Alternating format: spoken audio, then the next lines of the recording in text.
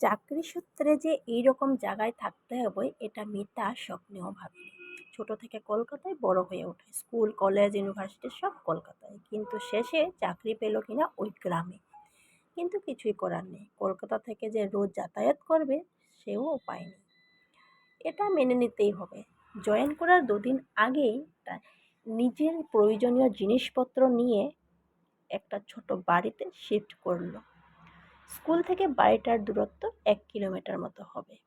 এইটুকু দূরত্ব এমন কিছু না, হেঁটেই যাতায়াত করা যাবে।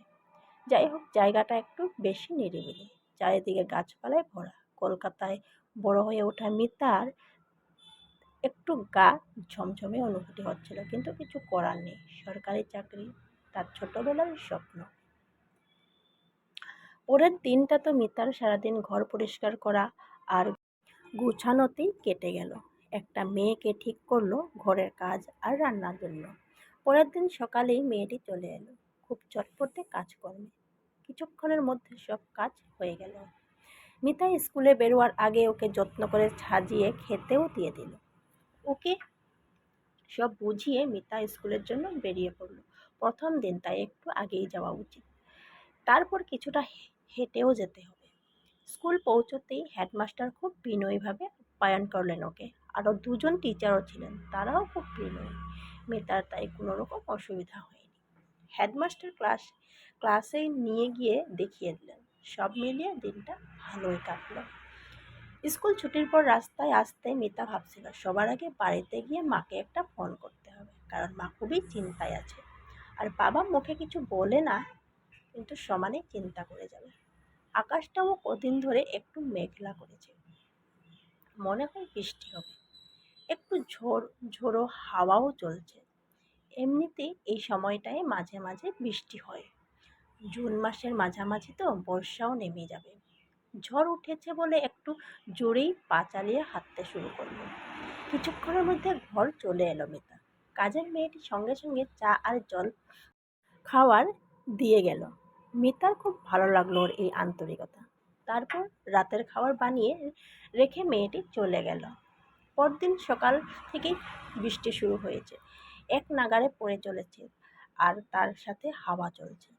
মিতা একটা ছাতা নিয়ে স্কুলের জন্য বেরিয়ে পড়ল। অনেকটা পথ হেঁটে যেতে হবে। স্কুলে যাওয়ার পথে একটা খুব বড় বাউন্ডারি দেওয়া বাড়ি পড়ে। গতকালই সেটা ওর চোখে পড়েছে। সাবেক আমলের বাড়ি, আর তার সাথে প্রচণ্ড বাগান, জাম, আম, লিচু, কাঁঠাল সবই আছে। মিতার খুব ভালো লাগে আর এই ধরনের বাড়ি। ওর বন্ধু অনন্যাদেরও এইরকম বাগান ঘেরাও বাড়ি আছে। যাই হোক, কোনো রকমে স্কুলে পৌঁছে গেছে, এটাই যথেষ্ট। এই বৃষ্টি আজ আর থামবে বলে মনে হচ্ছে না। স্কুল ছুটির পর তাড়াতাড়ি পা চালিয়ে হাঁটতে শুরু করলো। চারিদিকে অন্ধকার হয়ে আছে, এত মেঘলা করে আছে যে আকাশটা, একটু যেন ভয় ভয় করছিল। নতুন জায়গা, তারপর এই রাস্তায় লোকজনও খুবই কম দেখা যায়। হঠাৎ মিতার মনে হলো দূরে যেন কেউ ছাতা মাথায় দিয়ে দাঁড়িয়ে আছে। দূর থেকে দেখে তো বয়স্ক বলেই মনে হচ্ছে। হবে কেউ, এই ভেবে সে এগোতে যাবে, তখনই পিছন থেকে ওকে ডাকলো কেউ। এই যে মা, একটু শুনবে? মিতা পিছন দিকে ফিরে দেখলো এক বয়স্ক ভদ্রলোক তাকে ডাকছে। ও জিজ্ঞাসা করলো কি হয়েছে ওনার, কোনো অসুবিধার মধ্যে পড়েছেন কিনা উনি। অন্ধকারে মুখটা ভালো করে দেখতেও পাচ্ছে না মিতা। ভদ্রলোক ওকে বললেন, এই যে সামনেই ওনার বাড়ি, ওনার স্ত্রী খুব অসুস্থ আর উনি একা, তাই রাস্তায় বেরিয়ে কাউকে দেখতে পান যদি তার সাহায্যে নিয়ে স্ত্রীকে ডাক্তারের কাছে নিয়ে যাবেন, সেই জন্যই উনি দাঁড়িয়ে আছেন এখানে। একে তো নতুন জায়গা, কেউ চেনা পরিচিতও না নেই। মিতা মনে মনে একটু ভাবনায় পড়ে গেল, কে জানে এভাবে অচেনা কোনো মানুষের কথায় যাওয়া উচিত হবে কিনা। হঠাৎই ওকে অবাক করে দিয়ে বয়স্ক ভদ্রলোক বলে উঠলেন, তোমার কোনো ক্ষতি হবে না মা, তুমি নিশ্চিন্তে যেতে পারো। এরপর আর কেন জানি না মিতার মনে হলো অবিশ্বাস করা যায় না। সে ভদ্রলোকের পিছন পিছন চলতে শুরু করলো, কিন্তু এটা তো ও সাবেক আমলের বাড়িটাই, যেটা মিতা আজ সকালেও লক্ষ্য করেছিল। ভদ্রলোক বিশাল গেট খুলে ভেতরে ঢুকলেন, আর পিছনে মিতাও কেমন যেন সম্মোহিতের মতো ওনাকে অনুসরণ করছিল। বাগান পেরিয়ে ঘরের মুখ্য দরজার সামনে এসে দাঁড়ালো ওরা। ঘরের দরজা হালকা ঠেলতেই খুলে গেল। মিতাও ঘরের ভিতর ঢুকলো। কেমন যেন গন্ধ ওর নাকে এলো।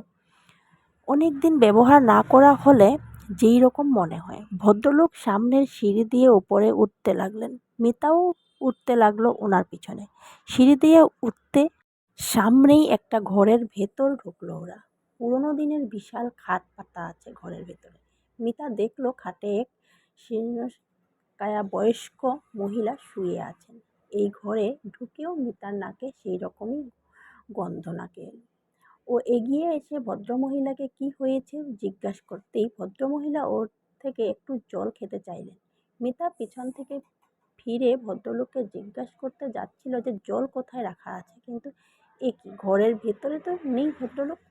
তখন সে ভদ্রমহিলাকে সবে বলতে যাবে যে জল এনে দিচ্ছি সে নিচের তলা থেকে, কিন্তু সামনে খাটের উপর তো কেউই নেই। মিতার হঠাৎ ঘরের ভেতরে নজর পড়ে। পুরো ঘর অন্ধকার ঘটঘটে, কোথাও কেউ নেই। চারিদিকে মাকড়ার জাল। না, আর কিছু মনে নেই ওর।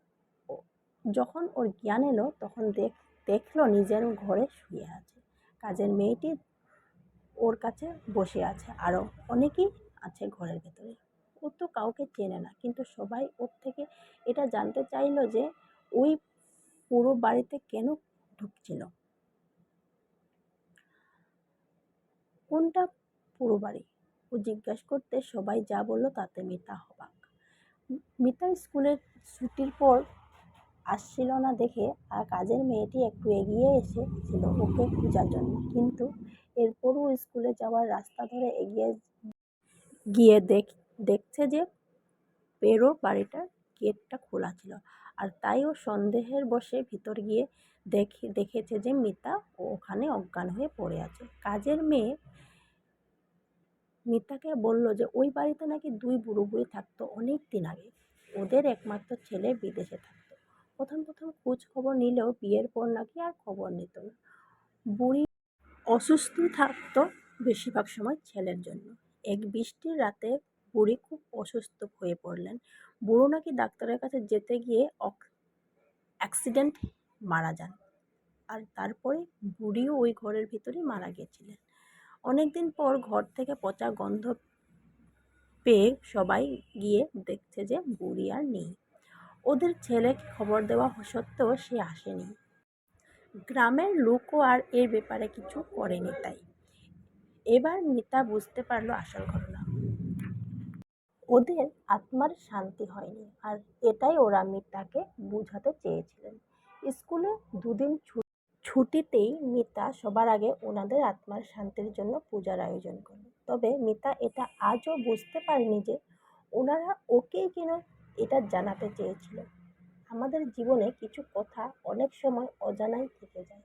এটাও হয়তো এরকম একটাই কথা। কলমে সুচিত্রা দাস, কণ্ঠে উমা।